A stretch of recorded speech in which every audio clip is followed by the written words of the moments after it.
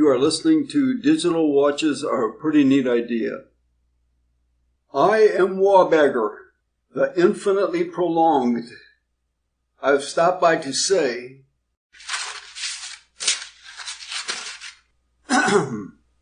Jeffrey John Lesnick, you are a no good dumbo nothing.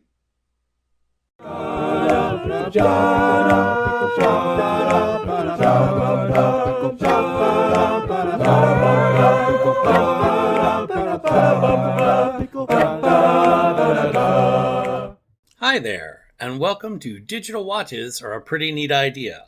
This is Bryan, and I'm with my friend Jeff, and we'll be talking about Hitchhiker's Guide to the Galaxy in all its forms. But before we do that, let's listen to a message from one of our proud sponsors. Introducing the Eccentrica Golumbits chat room and virtual sauna. Log in and flirt with life forms from all over the universe. When you encounter a being, or beings, you would like to connect with, invite them to the virtual sauna. Come here, Daddy. Oh, you look so good. The Eccentrica Golumbits chat room and virtual sauna is hard to find since it has been banned universally. But you can find it if you know where to look.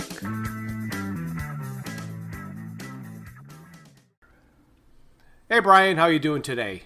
Well, I'm doing great, Jeff. How are you? Well, I feel flollopy. Flollopy? Yes, I feel flollopy because this is the first brand new thing that I got to listen to for the first time. Well, that's interesting. I didn't think of it that way, but I definitely enjoyed this particular listen, as you will, because obviously we're listening to the audio for the radio show that they did. Yes, Tertiary Phase. I didn't really look into it too much. Do you know it says that it was recorded for 2006 or? Yes, I did very, very little research, but what I did read is that even though it was adapted after Adams's death, he did leave notes for its adaptation. It was something that was scheduled to be done or that he wanted to do, so he had all kinds of notes on what to do. So they did get to work, from his original notes on this one. Really? Because, they credit him in one of the episodes. I assumed that he was alive during part of it. He plays Agrajag. They took his audiobook and put sounds over it, sound effects over his voice. Oh, okay. I wondered about that. So you anticipated that question and had an answer already, didn't you? Well, it was something that I wrote in my notes when we got down to Agrajag, but yes, this was recorded after his death, but he appears in it in something like they said, like a role he was meant to play, which was the Agrajag. Exactly. So they took his performance from the audiobook that he did, and somebody made all these sloshing, slurping noises over the top of it and between words, because Agrajag's mouth is always cutting himself and all of that. Yeah, exactly. So he appears post-mortem. Yeah, that's awesome. Or posthumously, I guess, is the there word. You go. Posthumously. He appears posthumously. Once again, this is the BBC radio play Tertiary Phase, which is based on the book Life, the Universe, and Everything. And the story tracks pretty much exactly with Life, the Universe, and Everything. There's not too many deviations that I noticed. I didn't really notice any deviations from the story itself. They did a phenomenal job, in my opinion. It was much better recording. They have a larger group of voice actors working on the project. They included some terrific sound effects and some sound engineering that I really appreciated when I was listening to it. Absolutely. I didn't have any objections to any of the character representation by the voice actors, but I was really impressed with the overall quality of this particular recording. And many, many, many of the voice actors are the original from the original primary and secondary phase. That is correct. So you don't have to get used to new voices because they're the ones you're used to. Yeah, there you go. There is one new voice. The voice of the book was played by somebody else. And I thought it was very clever what they did, because they talk about the Hitchhiker's Guide to the Galaxy and how it's always being updated. And right now it's in its 7 to the power of 16th edition. Mm-hmm. It has a new cover. Right. It is drop proof and has a splash resistant heat shield. And what I found the clever part, it has a new voice circuit. So if the voice of the guide sounds a little bit different, that's why. Yeah, and they poke a little fun with that voice circuit thing. I did enjoy that, how the voices were jumping around a bit. I didn't think of it as a way of introducing a new voice for the book, but that is tricky. Nicely done. Yes. And so just to remind everybody, we're not really going to recount the whole story because we've basically done that in the past couple of episodes. So if you don't know the story of Life, the Universe, and Everything, go back and listen to Oh No, Not Again and Again and Again, our podcast about Life, the Universe, and Everything, and then come back here and you're going to hear more about how we felt the adaptation to audio was. So we'll talk about parts of it, but we're not going to try and make sure we tell a cohesive story of what the story is. If anything we can do can be considered cohesive, then I'm surprised. Yes. So they do a little story so far where they recount the beginning of Hitchhiker's Guide to the Galaxy and the destruction of Earth. Yeah, that was another part that I found fascinating about the way they approached this. They approached it in a way that would suggest they knew that they would have new listeners, people who may or may not be familiar with the original story. So there's a lot of parts where they have recapped or reviewed information from the prior books. Right. And something that we didn't know that they put in here is that only hours before the Earth was destroyed by the Vogons, a site in England was selected to be a new Hitchhiker's Guide to the Galaxy financial records office. Yeah, I've wondered about that. So I like how they just throw these little things in there. It's just kind of funny. Yep. Arthur is still waking up screaming every morning. Mm-hmm. Because Arthur is living 2 million years before he was born, they tell us about the Haraff. Yes. Which is a race that lives backwards. Mm-hmm. So I found that part very funny. Mm-hmm. I did too. They said they are the only race known to enjoy hangovers because they know a tremendously good evening will ensue. So they just get a hangover out of nowhere, but they're happy about it because that means they're going to have a good time. Yeah, and I do get a kick out of the way that Arthur had those conversations with trees, naming them as he does Sycamore 1 and Sycamore 2. Yes. And Hello, I'm still horse not sure chestnut. Yeah, there you go. And I'm still not sure why he's upset with all the elm trees, but apparently they piss him off. Yes, they do. He's aggravated by them. Of course, Wildbagger stops by and insults him. Yep. So I want to clarify my understanding of one of your answers from the bonus episode. Sure. About Wildbagger and the 30,000 times seeing movies. Yes. Because I was having difficulty getting it pieced together in my mind, but I think I've got what it was. So, because it would take just over 5 Earth years to watch a single 90-minute movie 30,000 times, I couldn't figure out how new ones were not created. Right. So the first time I listened to your answer, I thought it was just an explanation of why he wrote the joke. Right. And no, I know why he wrote the joke, but I don't know how the joke actually worked. And I didn't really get your meaning, so I thought about it, and now I want to reiterate it. In the entire universe, there are new movies being created and released every day. Of course. Wildbagger is darting all over the universe insulting people. So, he is continuously switching between all the different movie networks.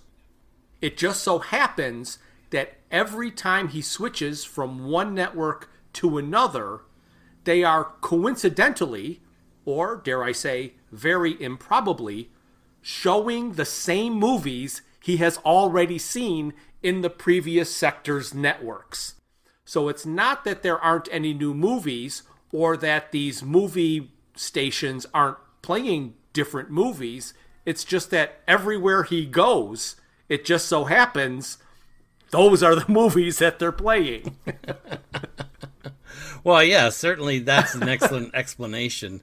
And the other one that I thought about, and this is just a real speculative guess here, but even here on the Earth, the season for new movies to be released is, a 2 or 3 month season. They don't technically release movies every day. They've never done that in the United States anyway. So, but they would in the universe.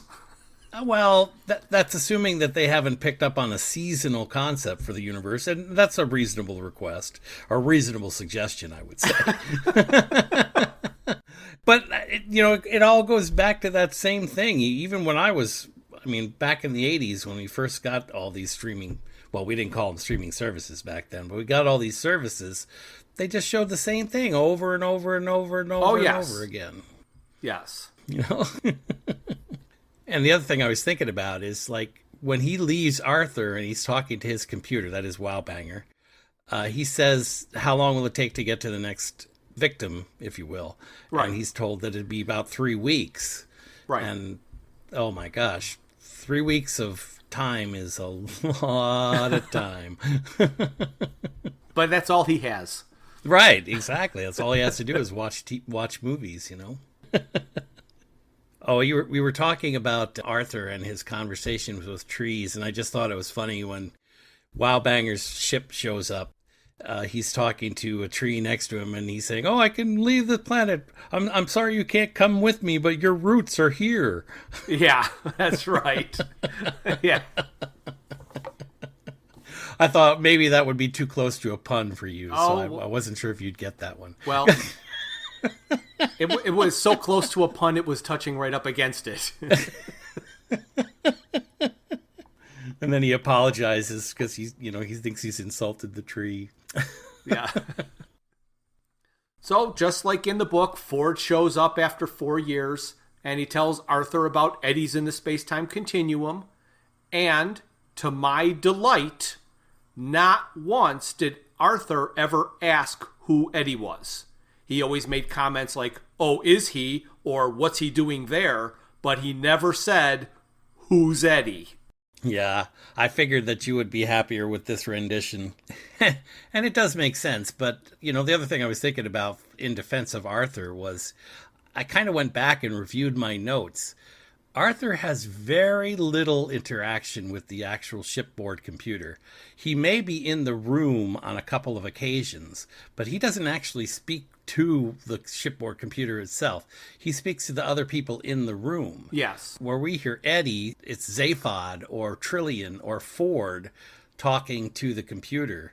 So it's a little presumptuous that somebody who had spent about, 3 days, 4 years prior, might remember the name of the computer. I thought that was a little interesting. Right. But I did love the way they approached it here. I would agree with that 100% if it wasn't for the fact that, for the most part, before the computer said anything, he'd always say, "Hey, this is Eddie, the shipboard computer." It's like he prefaced everything he said with saying his name and announcing who he was. That's correct. I just want to go back for 1 second and mention that here, Wowbanger even makes a comment that kind of goes back. When he's talking to his computer, he says, "I've had all the baths that I could usefully have." And the computer says, "Yes, you have. That's true." So now it's like every captain of every ship should be like in the bathtub. In the bathtub, yes. That's part of space travel custom. But since we don't space travel, we don't realize that yet. Exactly. And Wowbanger's deepest hope is that if someone were to trace all of his travels across the universe, that they would spell out a rude word. Right. So they cut to introduce Zaphod and Trillian on the Heart of Gold with the infinite improbability drive.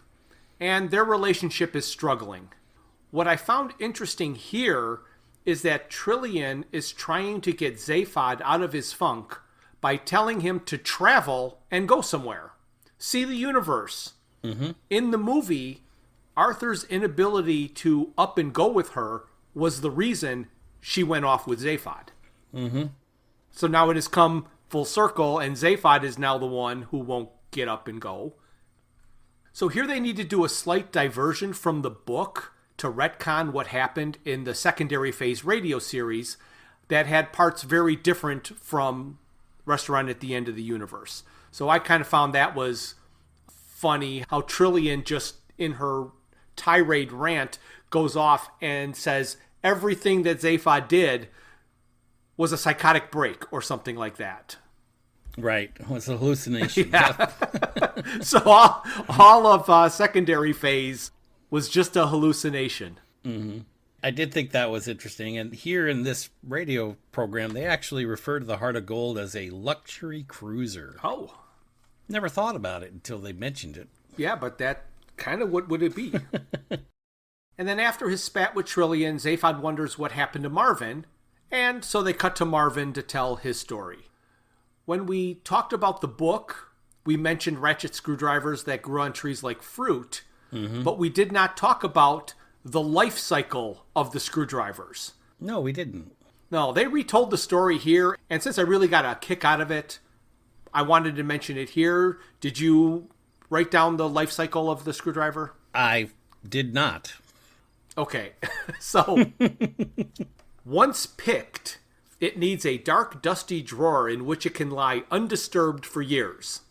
Then one night, it suddenly hatches, discards its outer skin, which crumbles into dust, and it emerges as a totally unidentifiable little metal object with flanges at both ends and a sort of ridge and a sort of hole for a screw. So whenever you look in your drawer and you find this little metal piece with flanges and holes that you have no idea what it is or where it came from, and you can't find your ratchet screwdriver, now you know they're the same thing. Oh yeah, I really love that. And the other thing I noticed when Ford and Arthur were chasing after the sofa, or when Ford was trying to discuss the situation with Arthur, right, Ford's frustration with Arthur was very evident in this recording. Yes. And so I really got that feeling like we talked about before, where Ford and Arthur aren't really friends, but they keep interacting and socializing together. But Ford's frustration was interesting to hear, and it came out through the dialogue in this radio show. Yes, this is where they used the actual radio play, full cast audio to its advantage, where you could get those nuances where it's harder to on a page. Correct. Another one is Marvin's encounter with the mattress Zem was absolutely fantastic. That whole mattress voice and noises and glumps or whatever he was making was perfect for an audio play. Yes, absolutely. That's part of what I was thinking about the sound effects and the sound engineering that went into this production. It also demonstrated perfectly how opposite Marvin and the mattresses are. It definitely seemed interesting because Marvin mentions the fact that they've had this conversation over and over and over again, but he Right. seems willing, or maybe even eager to have the conversation again. Yes, he does. He keeps telling the same conversation or having the same conversation with the same mattress. Well, at least we think it's the same mattress because they're all named Zem. So they end this first episode with Trillian being so upset at Zaphod for sulking that she had Eddie just set random teleport coordinates and he got the hell out of Zaphod's life. Right. She avoided the gravitational pull of Zaphod's ego, as they say. Yes, she did. Yes.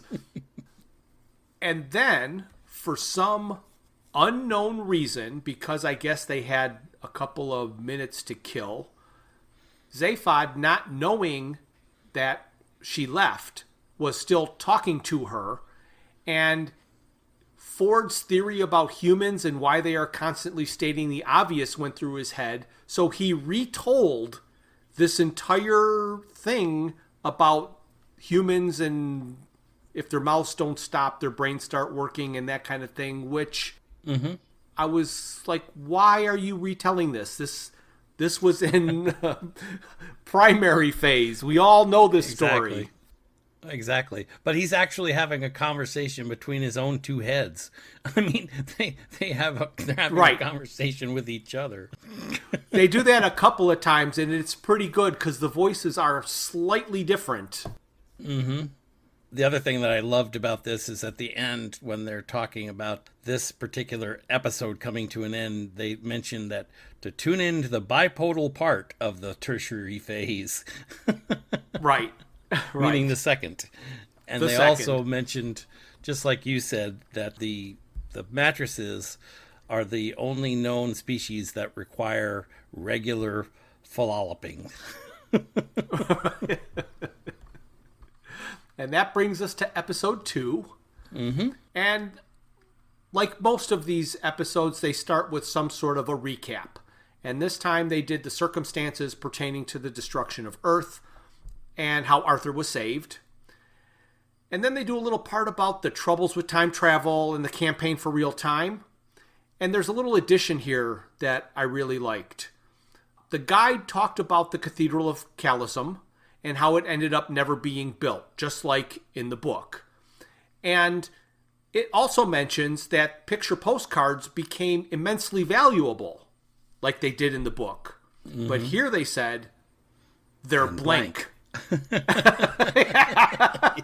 So people are selling blank postcards and saying that they're the cathedral. All right. So if you want to do the trouble with time travel, then why is the cathedral in the collective memory? Well, yeah. And, now that you brought it up, I do want to point out something that didn't really dawn on me the first couple times I listened to this particular story. I couldn't quite figure out, when I was listening originally, the timeline for Slarty and Arthur. Okay. Because it's weird that Slarty, when he comes back into the story, which he's about to here, right, has been going on with his life, I guess. So after Arthur leaves and Slarty Bartfast is there by himself, he must then get involved with the what's the name? Real Time? Campaign for Real Time? The campaign for real time at that point. And I guess what we're supposed to assume, which I did not naturally assume, is that Slarty's life went on for the same 4 or 5 years, or however long it was, that Arthur was in ancient Earth. So Slarty's life is going on 4 or 5 years later after he meets Arthur. Now he's being instructed to go back to Earth to go to the cricket grounds to get the ashes. Right. And it wasn't real clear. I mean, like I said, someone needs to draw a graph, or not a graph necessarily, but some kind of a timeline that jumps around so that I can quite understand exactly how this piece was supposed to come back together. Right. Ford and Arthur and the sofa end up on Lord's cricket ground. And another nice usage of this audio play format was that during this scene, in the background, over the police radio, you can hear the report of a man named Deodat who had a heart attack. Because we know that Wowbagger is going to come and insult him, Arthur Philip Deodat, later. Right. But you get to hear on the police radio before that happens that it was announced. Yeah, and I do like some of the dialogue that they've added in here when the policemen are talking to Arthur and Ford, and he says, "Aren't you two a bit old for student pranks?" Right. Yes. Yeah. And at some point, Ford says, "What do you want to do? Go get a beer?" Oh, and then they've already done, it's only the beginning of episode 2, and they've done, in the first episode and this episode so far, 2 recaps of the destruction of Earth. Right. They had Zaphod redo Ford's state the obvious theory, and then they mention towels. Right. And the voice of H2G2 comes on about what it says about towels. And it says, See secondary phase. And I both laughed and breathed a sigh of relief, because I did not want to listen to another recap of what we've already heard. Yeah, and that's when Ford says to Arthur, or Arthur says to Ford, aren't we home and dry? And Ford says, we can't even be considered home and vigorously toweling off. Right. Yeah. They do a very abbreviated description of the somebody else's problem field. And I liked in this little addition when Slarty Bartfast shows up, Arthur cannot remember his name and prompts Ford with saying, it sounded like a Danish chopped sausage. And here's actually where that my whole understanding of the change in the time frame, because they start talking about the Bistro-Mathics and the ship, Slarty's ship. Right. Mm-hmm. And they say that it is a new and improved method of traveling through the universe. It's better than the improbability drive. Right. So the Bistro-Math, or the bistro that Slarty is driving in or riding around in, has been developed after the development of the improbability drive for the Heart of Gold. Right. So to throw another wrench in your timeline thing, it might not be just 4 years after Slarty's, he could have been living for 50 years, 60 years, 100 years. I guess that's true. And then comes back, because it's time travel. So it does, Ford only went 4 years before he time traveled back. Slarty could have been 75 years and then back. So there's no idea. And you're absolutely right. And this is where all these puzzles just don't come together very well. Because if you think about it, you think about one individual lifespan, the time that we're talking about for this event to have taken place is something less than a week in the life of Arthur and Ford. Right. It's at least that it doesn't appear to be years that this is going on. So at some point, Slarty was informed that he should go back and look for these things. So it's almost as if this week could not have occurred yet before Slarty started to go back, because if he had, he'd already know the results and he wouldn't have to go back. And right. I don't know, time travel. So here is my first notice of the struggles of adapting a book into a radio program and suffering the same problem as the movie, telling half the joke. The first 2 radio programs are complete because they were original. Everything that was written for those radio shows. Slight changes were made for the LP, but nothing was really abbreviated. The books took everything and expanded it. In the book, the scene comparing Slarty to Moses was one of my favorite parts. Right. We talked about that. Yep, we did. It had to be a favorite part of those who adapted it because a Moses reference was included. However, they just said, looking like Moses. And they didn't mention the absence of a fiery smoking mountain, which in my opinion is what made the joke work and made the joke funny. Or more accurately, was what made it a joke. So just saying he looked like Moses doesn't really make a joke. It's that addition of why he looked like Moses. So right. They're suffering that same fate, trying to get as many of the jokes in, but only telling half of them. When the Cricket Men arrive to steal the ashes, we are 3 for 3 in getting an Australian margarine reference. So I have to believe it is a funnier joke to someone than I think it is. Oh, it's got to be out there somewhere. Ford and Arthur go with Slarty on his ship, and that scene in the bistro, the French bistro, and the explanation and demonstration of Bistro-Mathics was done very well and really translates to an audio play. Yes, I really appreciated that. All right, and then they cut back to Marvin with the mattresses. And we learn that Marvin has an artificial leg that is stuck in the mud, causing him to walk in a small circle. A question that I have and did not ask in our questionable answers bonus episode, but I'll ask it to you here, is aren't all robot legs artificial?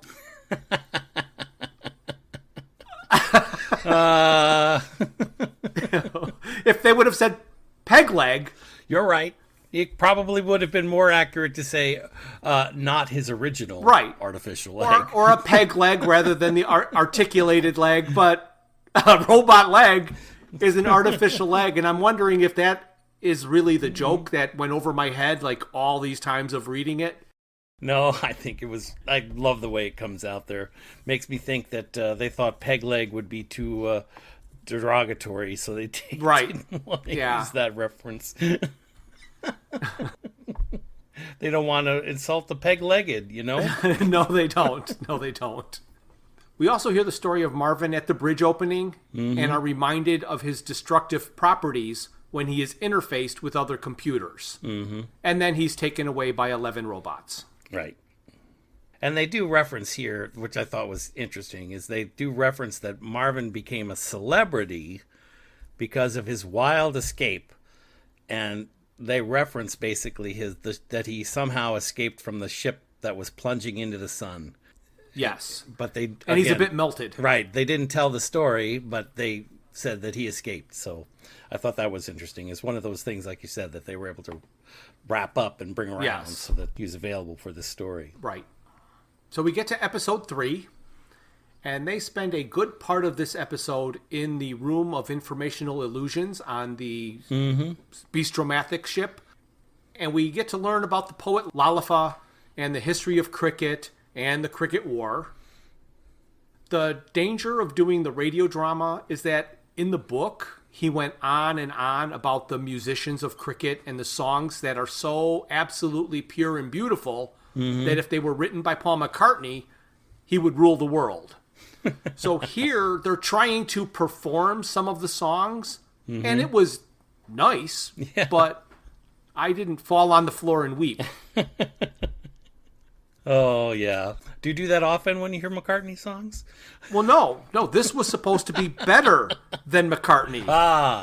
The songs written by the cricket people were supposed to be just overwhelming. And, you know, I thought they were just, sounded like early 2000 British radio play. All right. Now who's getting hypercritical? I thought it was pretty nice. I like the singing. No, there were some fantastic harmonies in the song. Well, and maybe that wasn't one of their hit songs. Maybe that was just one of their average traveling songs, So we don't really know the quality of their good songs. This was the only song that could be handled by the people of Earth. Yep. we wouldn't be able to take one of their beautiful songs. That's right. It would have been too soul-crushing. There was a part about Brockie and Ultra Cricket that was in the book, but neither of us mentioned it when we did the last episode about the book. And I liked it, and I wanted to make sure that I pointed it out. They build a high wall around the Brockian cricket field so nobody can see anything. Right. And the reason for that is even though that the game is a major spectator sport, the frustration experienced by the audience at not actually being able to see what's going on leads them to imagine that it's a lot more exciting than it actually is. A crowd that has just watched a rather humdrum game experiences far less life affirmation than a crowd that believes it has just missed the most dramatic event in sporting history.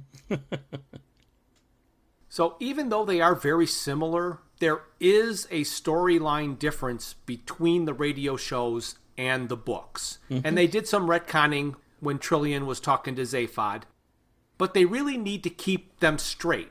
And so this is what I considered a lazy part in the writing, and it's the part where Zaphod is trying to sneak onto the bridge of the Heart of Gold because he heard the whop of the cricket ship.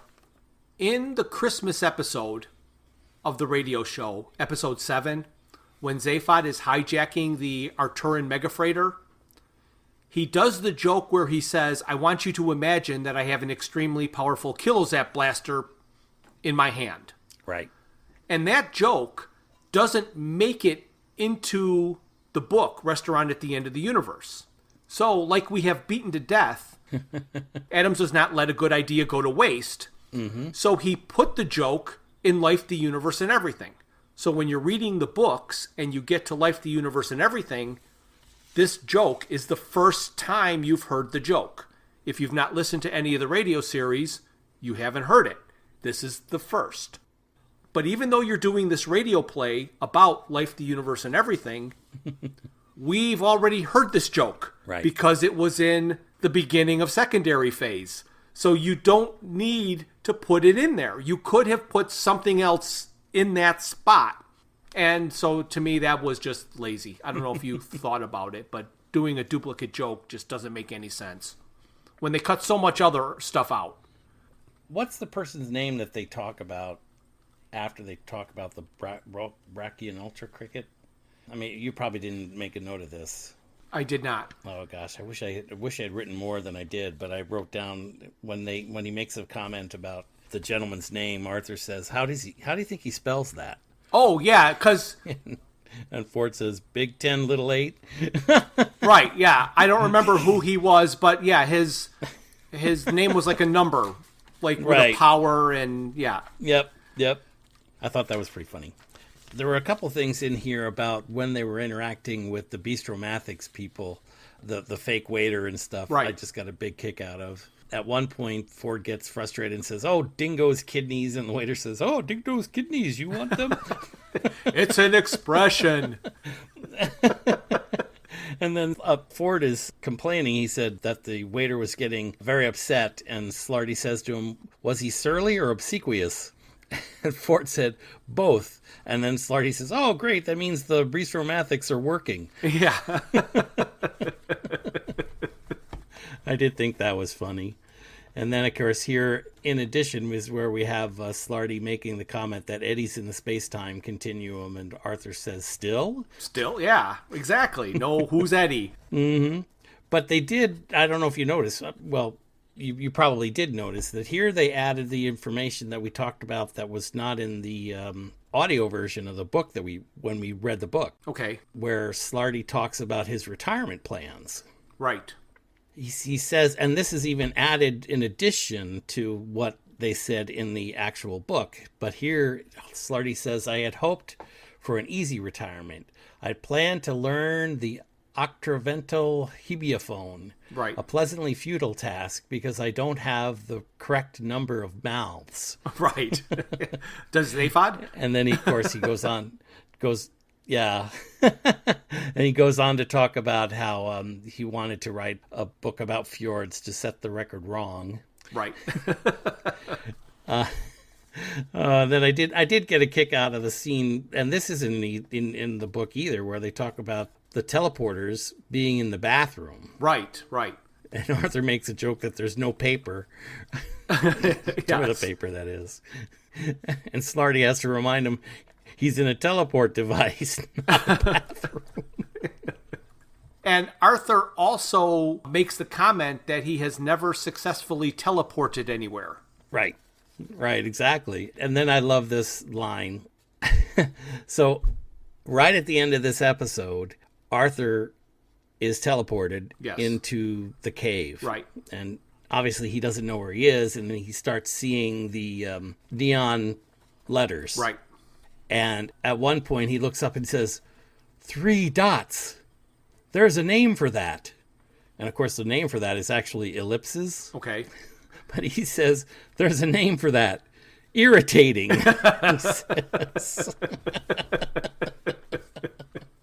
Yeah. But I love the little joke because, of course, there is a name for it. Of course there is. There's a name for everything.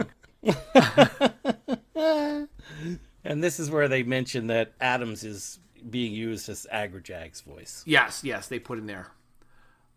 I like that when they did the teleporting, they had to count down together and all pull a chain, and then there's the sound of flushing. Oh, that's awesome. And at the very end of the episode, the narrator is telling the folks, if you have any problems with this episode and you need to talk to someone, you can call us. And, of course, your calls will be charged at the galactic rates. Right. Right. Then we get to episode 4. And, of course, Arthur did not successfully teleport this time either. He ended up in the Cathedral of Hate with the neon and the flashing dots. And I am so happy that they did use Adams reading the audiobook for this. And so this part is verbatim to the book. They couldn't really make any changes dialogue-wise. Right. They just had Arthur read the Arthur parts. Mm-hmm. The way Agrajag dies in the book is unclear and can be read 2 different ways. The audio version gives us no clue as to what happens. It's just a scuffle and a noise and a thunk. Exactly. Well, they did a lot more of the environmental stuff comes from the conversation. And that's right. Extremely apparent in the final episode of this tertiary phase, where they don't actually have any environmental discussions, but the characters in the story tell the story. Right. So when Arthur escapes from Agrajag, he flies and gets to the party. When describing the party, the looting for supplies is discussed. But this adds a little scene where a farm is raided for Cabernet Sauvignon. Mm-hmm. The farmer says, "We drink only milk." And then you hear a shotgun cock, and the farmer says, "Oh, all right. What vintage?" Yeah, I love the "what vintage" line. Like he's got so much that he could choose. Yeah. So here is my next example of a bad translation of a joke. I pointed out in the episode about Life, the Universe, and Everything that I liked the joke where after crashed into the party, he was laying on a ledge and examining himself, looking for injuries. Right. And everywhere he touched, he hurt. And then he finally figured out it was because it was his hand that was hurting, and he seemed to have sprained his wrist. In this, Arthur is complaining about hurting everywhere he touches, and Ford tells him he sprained his wrist. Yeah. It's like that was the most condensed ruining of a joke that you could possibly do. Yeah, again, like I said, you'd have to have all those environmental discussions in the book because the character can't say it himself. I mean, he could, I guess, but that's where the characters that are around him have to describe the narrative rather than letting an environmental discussion go on in the background. Right, but the joke doesn't work that way. Yeah. But I did think this scene was funny, where they describe the land over which the party is flying as having seas full of biscuit crumbs. Right. Like their seas are full of cookie crumbs everywhere. That just fall off the planet. Yeah. So it's around here that we also learn that there are pirated editions of The Hitchhiker's Guide to the Galaxy that include things that aren't available in the regular edition. Correct. And one of the ones that they mentioned was a banned commercial for Eccentrica Golumbitz's chat room and virtual sauna. So, oh, that's fantastic. Not quite sure how that is going to work, but hey, you know. And again, I want to applaud the engineers here for the audio engineering because as Arthur is interacting with the gentleman who won the Rory Award, yes, every time they mention the word for which he's won the award, they've added in a sound effect, drowned out the word. Yeah, and they didn't use Belgium. No, they didn't. They decided that they were going to use the F word. Mm-hmm. And then there was always something that happened. I just loved Belgium. Yeah. You know. And again, this is the radio series. Belgium has been established. And they would not have to use up any airtime explaining what Belgium meant because it's already been explained in a previous radio series. So here's where they're... Not only... I was going to say, here's where they're confusing the timeline or the storyline of the books versus the radio series. And they think they can't use something because it wasn't in the book. But this isn't the book. It's the radio series. and Belgium's been established. Right, and even here in this, and not this particular episode, but in a prior episode, Ford is arguing with the waiter, and he gets frustrated and uses the word Belgium. Yes, so yes. It's there, it's out there, it's already in this story. I don't know why they didn't choose to use that. Again, I think they maybe were soft pedaling it because they didn't want Belgium to get upset. That could be. Again, like the book, Arthur has an altercation with Thor at the party when he's trying to get Trillian to leave with him, and he asks Thor to step outside. And I like that they added a sound effect of Thor falling off the party. Yeah, that was kind of funny. So now you know that it wasn't just he went outside and they left. He went out and plummeted. Thank goodness he had a sea of Right. cracker crumbs to land in. Exactly. Well, he can always use his hammer to fly up in the air, Yeah, yes, he does. And I want to mention that I misinterpreted it when I read the book. I thought Ford called Arthur a coward when, in fact, Ford was admitting to being a coward. Oh. I asked you that question about, would you consider Arthur being a coward? Right. And you said, well, no. I asked that because I thought Ford was calling him a coward when actually Ford was saying he was too much of a coward to have done anything like that. Oh, okay, yeah. So I actually got that straight in my head now, and I feel better because I couldn't figure out why he called Arthur a coward. It didn't make any sense. I think I thought this part was really funny because I just happened to be thinking it at the time it was said. Trillian is being all seductive with Arthur and wants to give him advice on being better with the ladies at parties. Right. And he's like, well, what is that? And she says, laundering. And in reading something somewhere, I found out that in the books, it isn't until Life, the Universe, and Everything that Arthur is said to be in his dressing gown and pajamas. Mm-hmm. That is not mentioned in either of the first two books.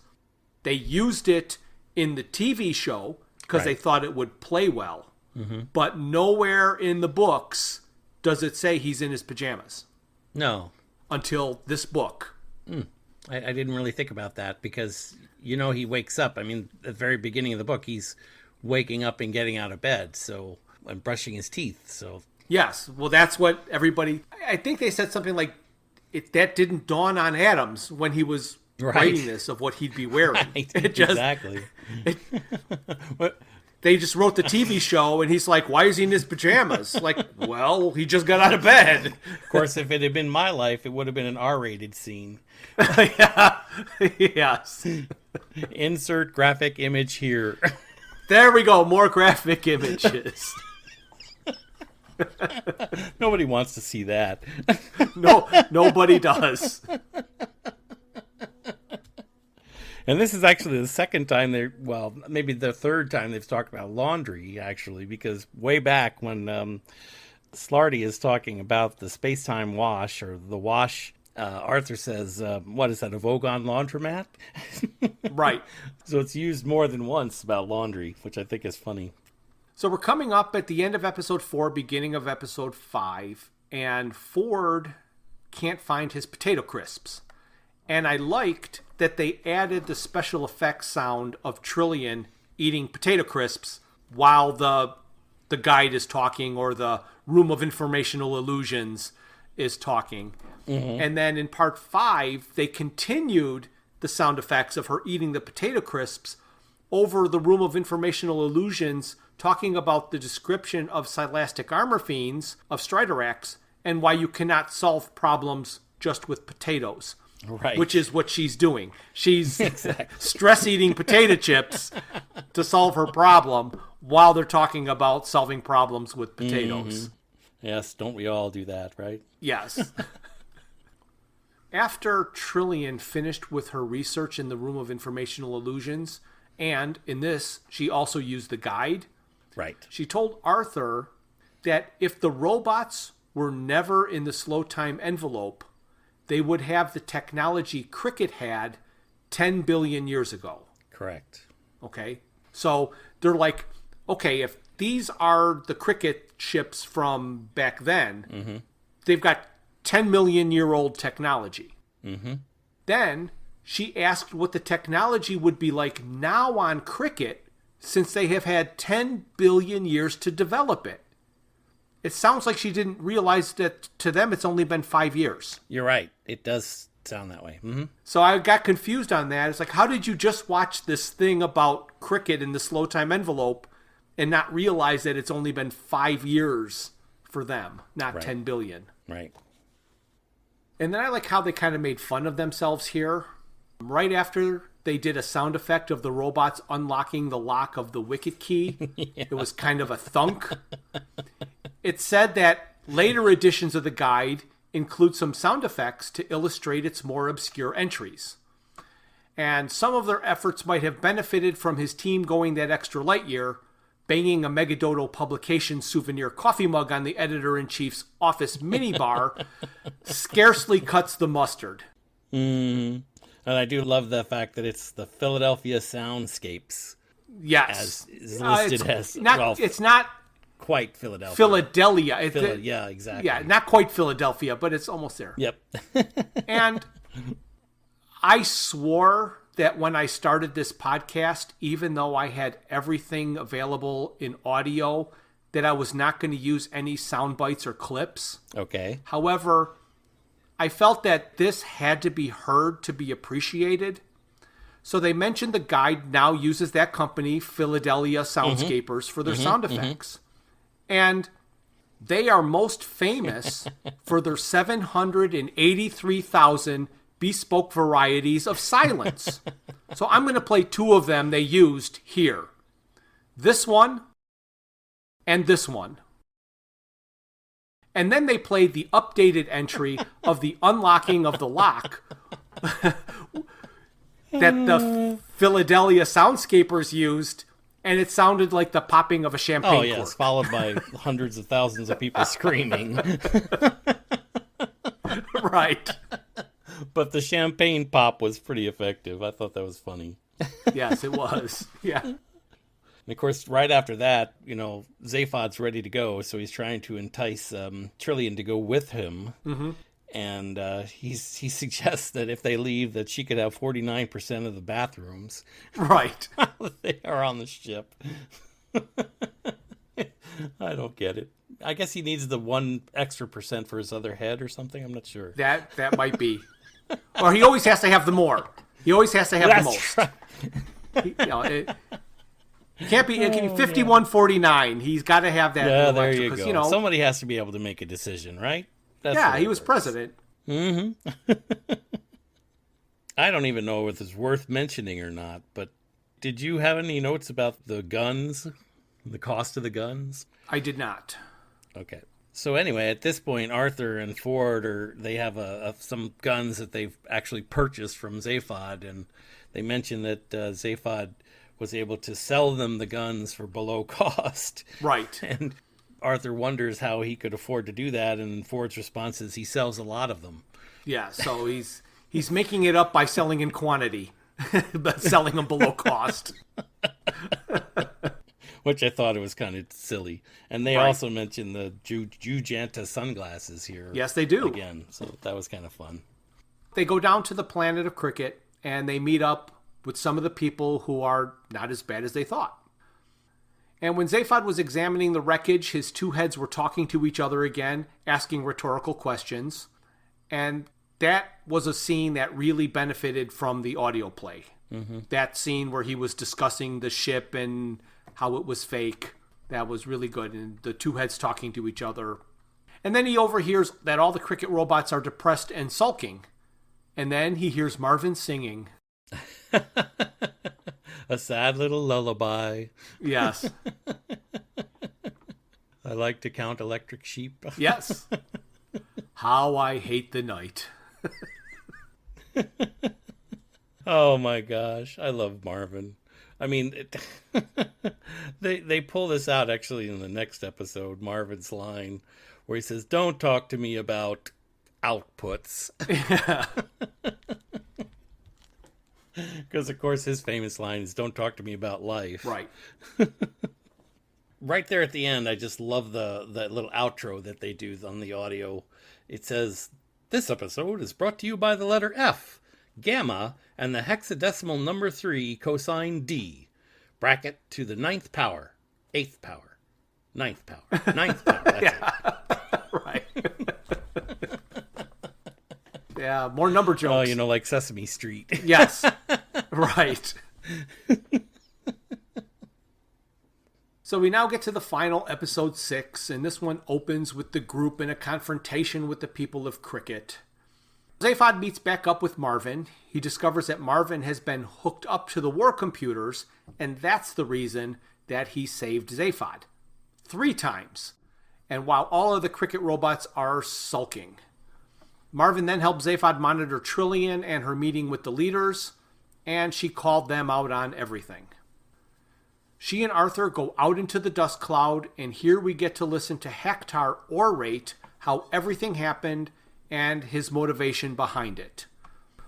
A vibration field disperses Hektar as he claims to have fulfilled his function. Just like in the book, Arthur agrees to bring the ashes back to Earth, and Prak is mentioned as just happening to be there.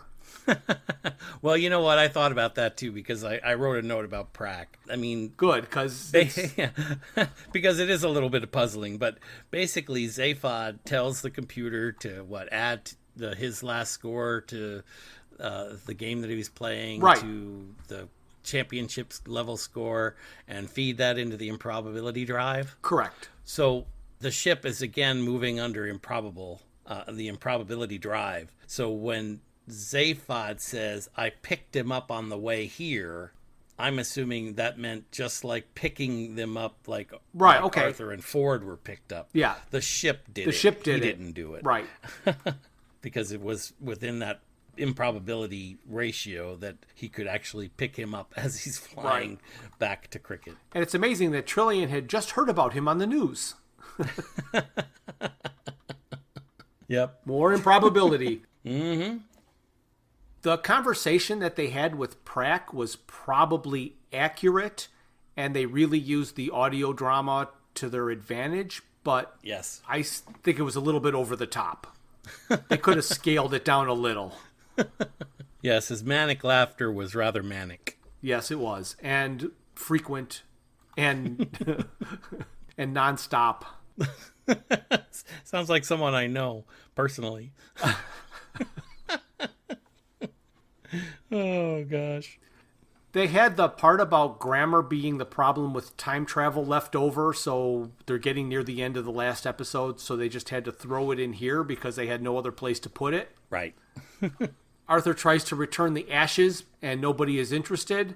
He does get to bowl at Lord's Cricket Grounds. So that robot scene where he cuts off the head and everything was another bunch of sound effects that was really hard to visualize what was happening.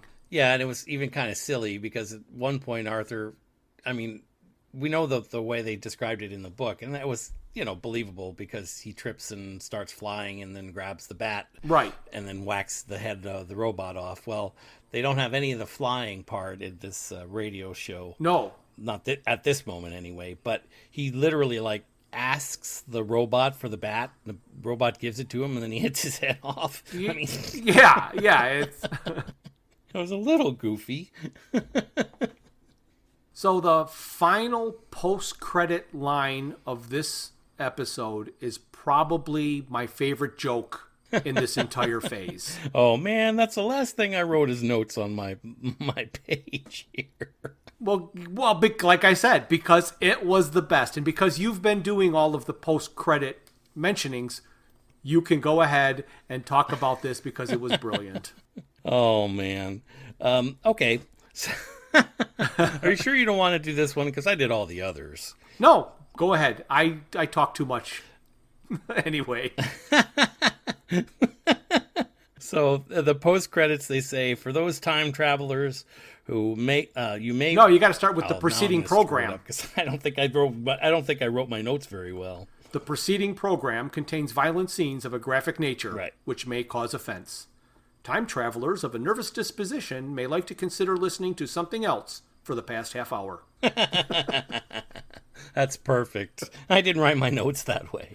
So, no, I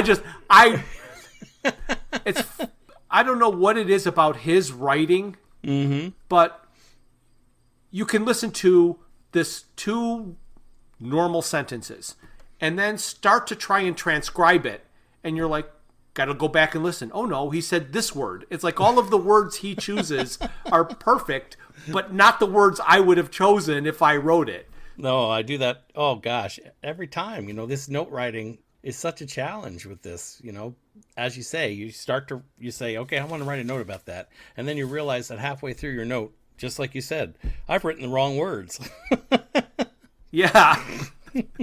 And I just listened to it a second ago. It's quite the challenge, that's for sure. At the end, I think this was a very good adaptation of Life, the Universe, and Everything. I am so happy I have now listened to Tertiary Phase for the first time and second time and third time and fourth time. Oh my gosh. Absolutely. I think this is by far one of the best audio renditions that we've listened to throughout this entire process. And I really enjoyed everything that they added into this particular story as well. Yes. Very consistent with dialogue and the method and the timing that we're used to. I felt like I was coming home. You got to hear Douglas's voice again. That's right. That's awesome. All right, so next time we're going to do something a little different, and because it is going to be the 12th episode of the year or of the season, we're going to do a retrospective, and we're just going to kind of talk about some of our memories that we had from recording the previous 11 episodes, and of course the 11 bonus episodes. Oh, so we're going to travel back in time? We are going to travel back in time. So get your book of grammar. Oh, it's the past perfect episode. It is the past perfect, yes.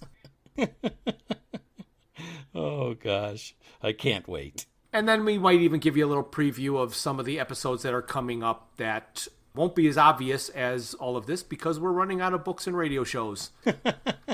Yes, this has been awesome. I mean, it's exciting, and I can't wait for the next 12 episodes. All right, so then until next time, say goodbye, Bryan. I will say goodbye, Jeff. And to all those folks from Haraff, I'd like to say hello. Thank you for just tuning in. Perfect. Perfect. Thank you for listening to Digital Watches Are a Pretty Neat Idea. Look for us the first Thursday of every month for a full episode. We will also release a bonus episode later in the month.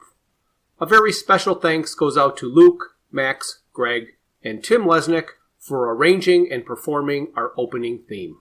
We would also like to thank our talented friends and family for their voice work on our introductions and commercials. A special thank you this episode goes out to Robert Soa for stopping by with an insult. For this episode, a special thank you to Carly Rounds for portraying 2/3 of Eccentrica Golumbits for our commercial. Visit our website at digitalwatchesareapretyneatidea.buzzsprout.com, where you can find links to all my Hitchhiker's Guide to the Galaxy inspired t-shirt designs. You can find us on Facebook and YouTube as Digital Watches Are a Pretty Neat Idea, on Instagram as Watches Idea Podcast, and on Twitter at Watches Idea. If you'd like to contact us, our email is digitalwatchespodcast@gmail.com.